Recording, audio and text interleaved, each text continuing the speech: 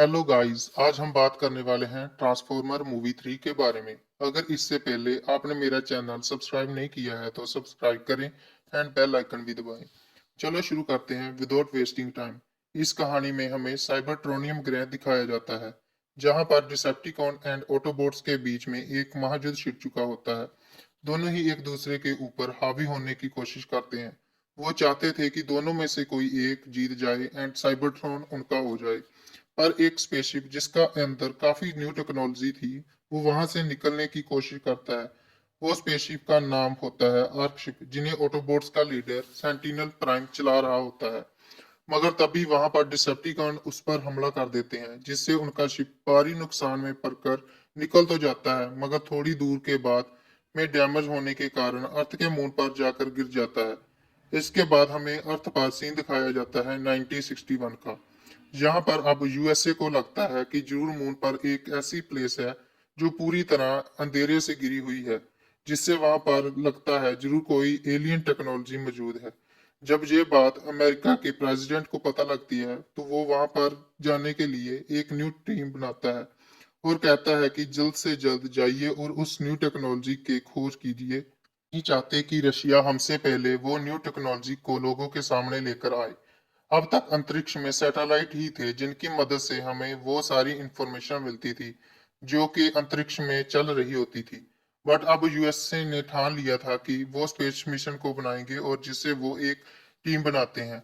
और अब 8 सालों की मेहनत के बाद में उनका स्पेस मिशन रेडी हो जाता है। अब एस्ट्रोनॉट उसमें बैठकर अंतरिक्ष की ओर निकल जाते हैं और सीधा मून पर लैंड करते हैं, जिसमें नील आर्मस्ट्रॉन्ग एंड उडी हैं। चांद पर पहली बार कदम रखने के बाद दुनिया में कह लो एक लहर छा गई थी कि यूएसए पहली बार चांद पर कदम रखा। और वहीं पर नील आर्मस्ट्रॉन्ग एंड उदी गार्गरिन मून को और ज्यादा एक्सप्लोर करते करते वहां पर पहुंच जाते हैं जहां पर आर्क शिप क्रैश होता है। और जब वो उनके अंदर जाकर सर्च करने लगते हैं तो वहां पर उन्हें बहुत बड़े बड़े रोबोट मिलते हैं, जो और कोई नहीं ऑटोबोट्स ही होते हैं। इनको देखकर वो दोनों काफी डर जाते हैं और उनके पास टाइम और ऑक्सीजन भी नहीं होती है, और वो वहां से कुछ इंफॉर्मेशन एंड वो ऑब्जेक्ट को लेकर अर्थ पर वापस आ जाते हैं। और वहां से ही स्टोरी हमारे प्रेजेंट टाइम से स्टार्ट होती है। हमें इस कहानी का मेन लीड एक्टर सैम उटविग दिखाया जाता है। इसके लास्ट 2 पार्ट के अंदर उसकी फ्रेंड मकैला दिखाई गई थी। न जाने क्यों इस मूवी में इस एक्ट्रेस को चेंज कर दिया गया, पर हमें एक मॉडल दिखाई जाती है जिसका नाम होता है कार्ली। और अब सैम कार्ली के साथ में ही रहता है। वो 2 बार अर्थ को बचा चुका होता है बड़े बड़े हादसों से, मगर इस वक्त उसके पास जॉब नहीं होती, वो जॉबलेस होता है। इस समय सैम ने अपनी कॉलेज की डिग्री और साथ में ही यूएसए के प्रेसिडेंट से एक मेडल भी जीत लिया होता है। अभी उसके पास जॉब ना होने के कारण वो घर में ही बेरोजगारों की जिंदगी जी रहा है। उसके बाद हमें ऑटोबोट्स की एंट्री दिखाई जाती है, जो एक यूएसए के मिलिट्री के साथ मिलकर टिकोन को ढूंढ ढूंढ मारने लगते हैं। और तभी वहां पर उन्हें के जनरल विलियम को यूक्रेन में डिसेप्टिकॉन के होने की बात पता चलती है, और वो वहीं से सारे ऑटोबोट्स पहुंच जाते हैं यूक्रेन में। इसी वक्त हमें यहाँ पर साइंटिस्ट भी दिखाए जाते हैं, और तभी हमें पता चलता है कि साइंटिस्ट जानबूझकर ऑटोबोट्स को वहां पर लेकर आए थे। उनके पीछे एक राज छिपा था। तभी वहां पर पहुंच जाते हैं डिसेप्टिकॉन, जिनके अंदर उन्हें लीड कर रहा होता है ड्रिलर, जो कि साइज में काफी ज्यादा बड़ा था। और वो बिल्डिंग को फाड़ता हुआ और तोड़ता हुआ आगे वो निकल जाता है। अब क्योंकि ड्रिलर को रोका नहीं जा सकता था, तभी वहां पर ऑटोबोट्स के लीडर ऑप्टिमस प्राइम को बीच में आना ही पड़ता है। और अब उसके पास एक ट्रक भी होता है जिसके अंदर उसके बचाव के लिए हथियार यानी कि स्वॉर्ड एंड शील्ड भी होती है। और वो दोनों की हेल्प से ड्रिलर को मजा चखाने लगता है, मगर मौका पाकर ड्रिलर वहां से भाग जाता है। और जिस चीज का वो चुराने आए थे वो चीज वहां से ही छूट जाती है। और जब ऑप्टिमस प्राइम उसे देखता है तो उसे पता चलता है कि ये तो ऑटोबोट्स की इनर सोल है। जैसे कि हमारे आत्मा होती है, उसी तरह वो उसमें इस्तेमाल से आपस में कम्युनिकेट करा करते थे। अगर बॉडी खराब हो जाए तो पार्ट को चेंज किया करते थे। जब ऑप्टिमस प्राइम को पता चलता है कि अभी भी कुछ ऐसी इंफॉर्मेशन है जो हमें नहीं और इंसानों ने गुप्त रूप से छुपा रखी है, तभी वो इंसानों के लीडर के पास में आकर उन्हें गुस्सा होता है। और कहता है कि जब हमने आपसे सौदा किया था तो हमने आपसे कहा था कि हमारे पास जो भी इंफॉर्मेशन होगी हम तुम्हें देते रहेंगे और तुम भी हमें सारी इंफॉर्मेशन शेयर करोगे। पर तुम लोगों ने हमें इसके बारे में क्यों नहीं बताया कि यूक्रेन के अंदर इंसानों के पास ऑटोबॉट्स के रिलेटेड कोई पार्ट है। और उसी की बात सुनकर सीएसआई डायरेक्टर उसको ऐसे लोगों से मिलवाती है कि जो नासा के एक ऐसे मिशन में शामिल थे जिनकी इंफॉर्मेशन बहुत ही खुफिया रखी गई थी और आज तक उस इंफॉर्मेशन के बारे में किसी भी इंसान को पता नहीं है। और तभी वहां पर नासा के एस्ट्रोनॉट जाते हैं और उनसे बातचीत करने के बाद में ऑप्टिमस प्राइम को ये पता चलता है कि 1961 में जब एक स्पेस प्रोग्राम अर्थ से मून पर एक रॉकेट किया था और उससे मून पर पहुंचकर कुछ ऐसी तस्वीरें मिली जो काफी ज्यादा डरावनी थी। तस्वीरों को देखकर ऑप्टिमस प्राइम समझ जाता है कि फोटो तो हमारी अर्कशिप की है और तब उसे पता लगता है कि उसके अंदर हमारे लीडर सेंटिनल प्राइम थे।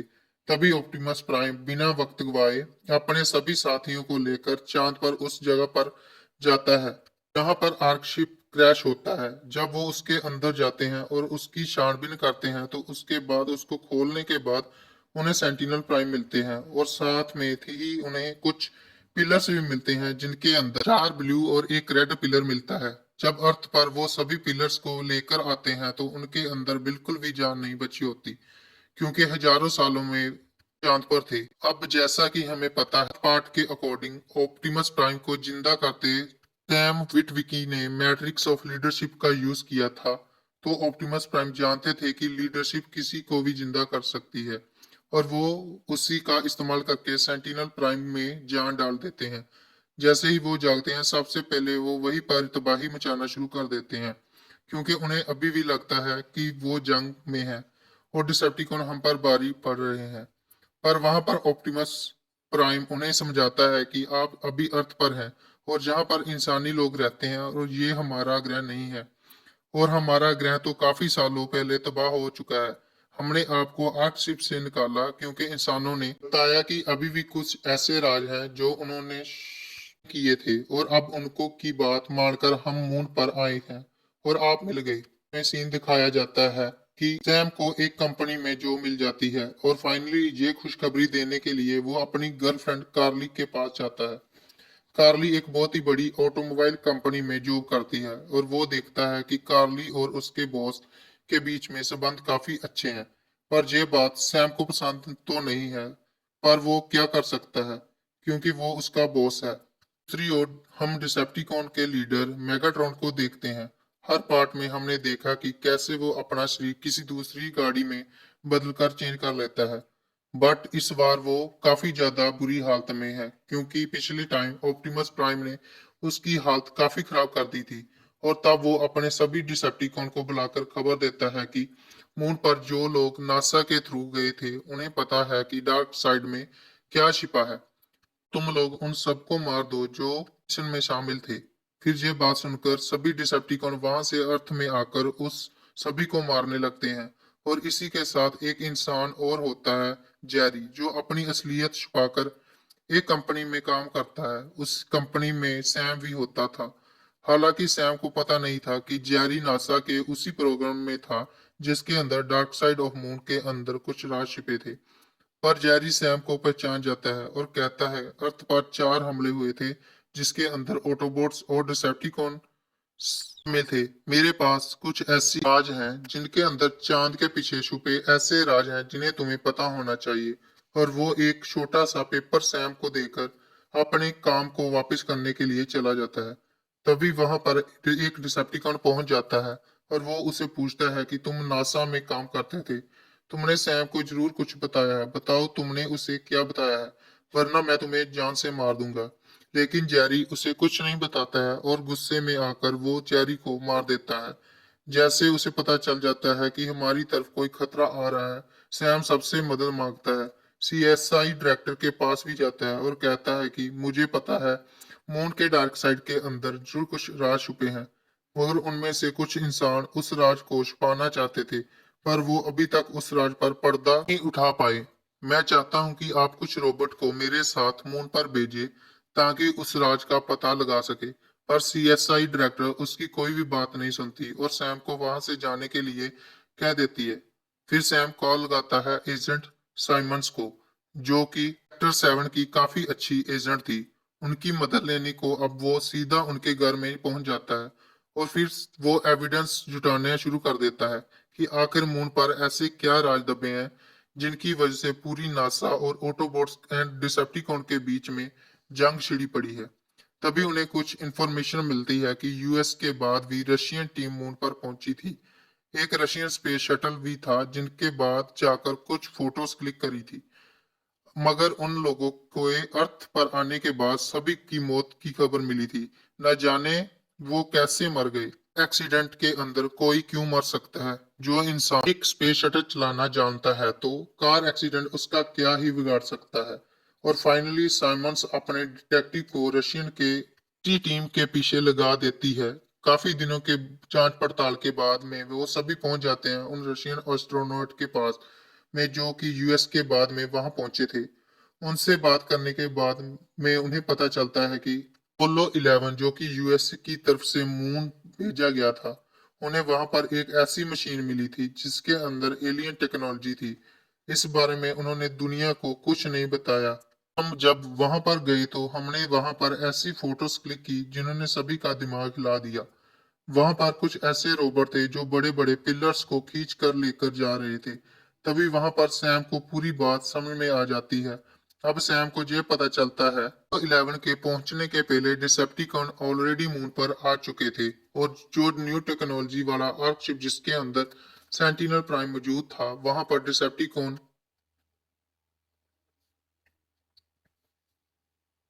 बहुत सारे पिलर्स को छुपा चुका था। इसके पीछे रीजन क्या था?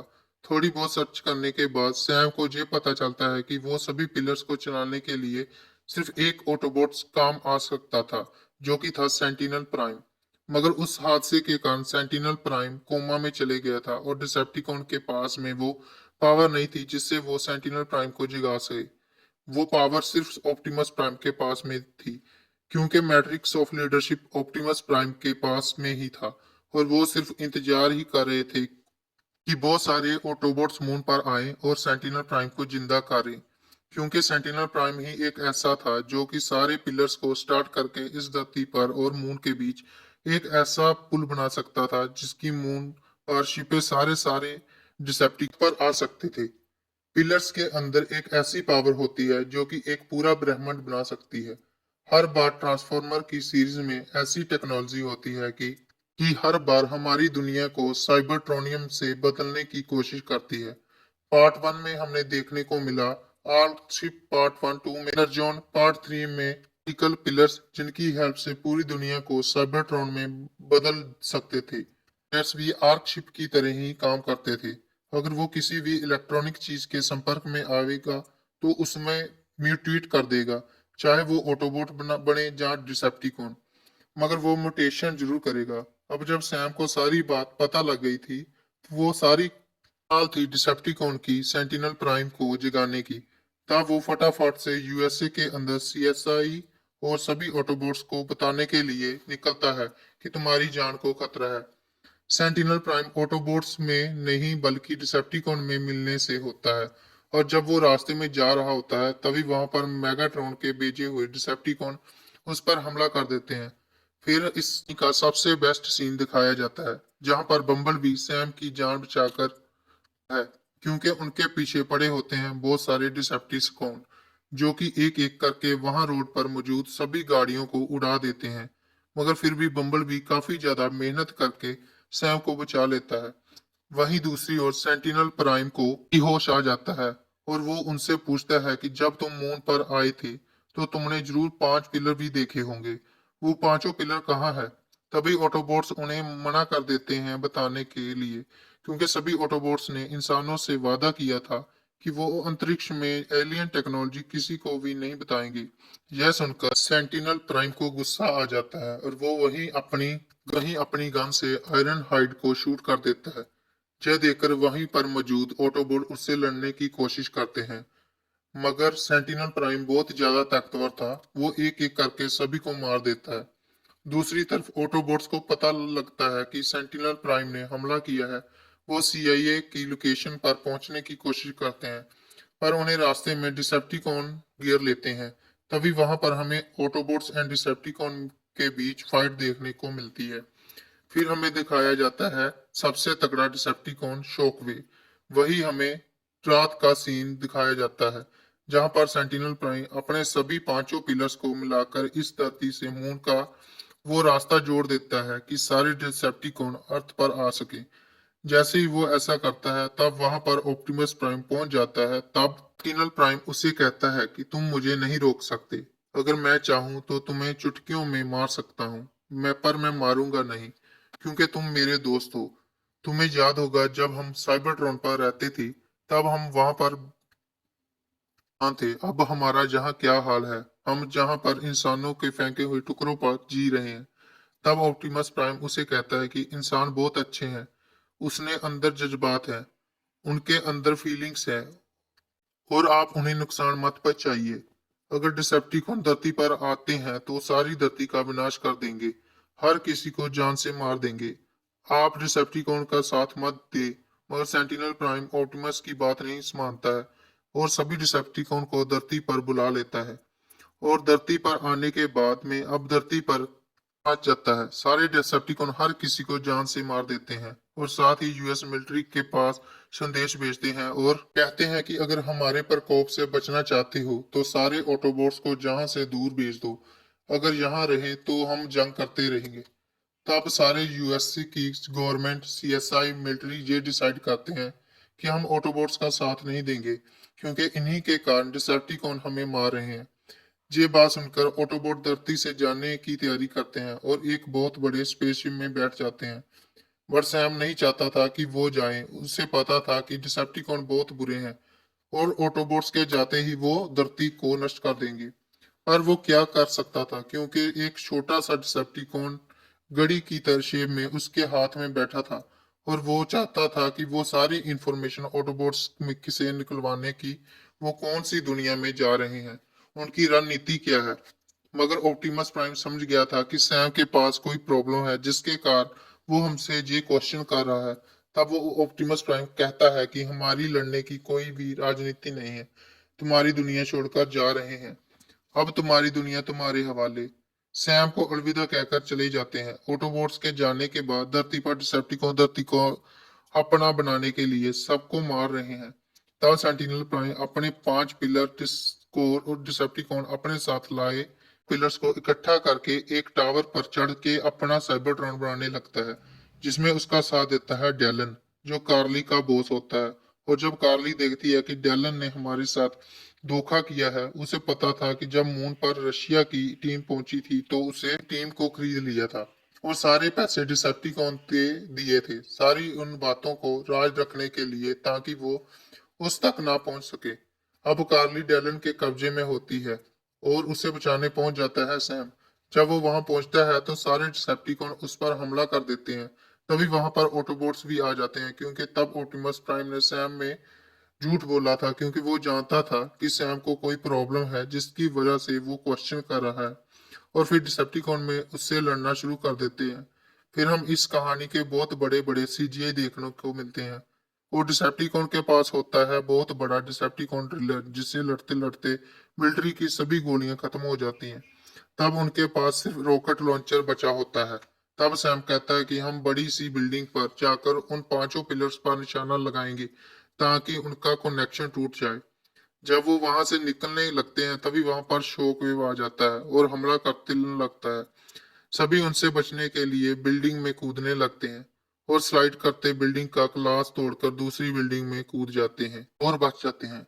हेलो गाइस, आपको ये वीडियो कैसी लगी को लाइक कमेंट करके जरूर बताना।